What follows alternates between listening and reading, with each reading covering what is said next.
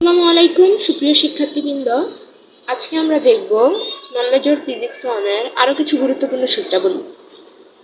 দেখেন, nabla vector into আর vector অর্থাৎ অবস্থান ভেক্টরের সাথে নেবলা ভেক্টর যদি আমরা গুণ করি তাহলে এর গুণফল হয় 3। এটা ডাইরেক্ট সূত্র হিসেবেও মনে রাখতে পারেন, অথবা এটার এক্সপ্লেনেশনটা মূলত এভাবে আসছে।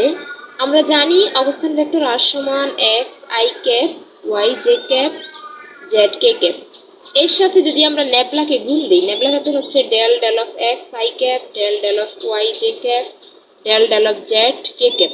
তো দেখেন, এটার সাথে যদি এটা ডট গুণফল করি, i ভেক্টরের সাথে i ভেক্টর চলে যাবে, x এর সাপেক্ষে x কে করলে 1 হবে অন্তরীকরণ, যে ভেক্টর চলে যাবে কারণ ডট গুণফল 1 হয়ে যায়, y এর সাথে y এর অন্তরীকরণ করলে 1 হবে, এট দ্য সেম ভাবে এখানেও 1 হবে।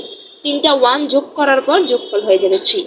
মূলত এভাবেই এটা চলে আসছে, মূলত এভাবেই এই ফলাফলটা আমরা পাই। তো এই সূত্রটাকে আমরা এভাবে সহজে মনে রাখতে পারি, নেবলার সাথে যদি আমরা আর এর ডট গুণফল করি এর মান হয় 3।